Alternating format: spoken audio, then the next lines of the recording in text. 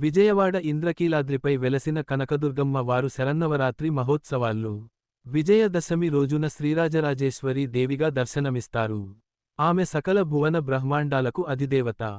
షోడశ మహామంత్ర స్వరూపిణి. విజయదశమి గురువారం విజయవాడ ఇంద్రకీలాద్రిపై వెలసిన కనకదుర్గమ్మ వారు శరన్నవరాత్రి మహోత్సవాల్లో విజయదశమి రోజున శ్రీరాజరాజేశ్వరీ దేవిగా దర్శనమిస్తారు. ఆమె సకల భువన బ్రహ్మాండాలకు ఆదిదేవత. షోడశ మహామంత్ర స్వరూపిణి అయిన అమ్మను మహాత్రిపుర సుందరిగా, అపరాజితాదేవిగా భక్తులు ఆరాధిస్తారు. అపరాజితాదేవి పేరు మీద విజయదశమి ఏర్పడింది. విజయాన్ని సాధించింది కాబట్టి విజయ అని అంటారు. పరమశాంతి స్వరూపంతో చిరునవ్వులు చిందిస్తూ చెరుకుగడ చేతితో పట్టుకుని ఆమె దర్శనమిస్తుంది.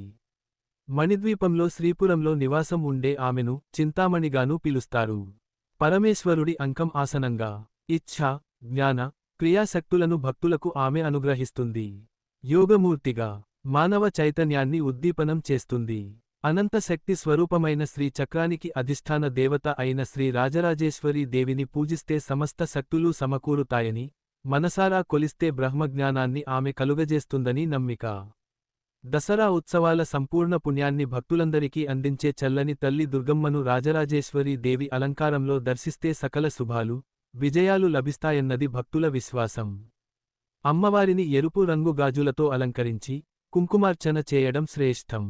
నైవేద్యం, పరమాన్నం, 6 రుచులతో కూడిన షడ్రసోపేత పదార్థాలు, అలంకరించే చీర రంగు ఆకుపచ్చ, తెలుపు, అర్చించే పూల రంగు ఎరుపు. పారాయణ చెయ్యాల్సింది లలితా సహస్రనామం.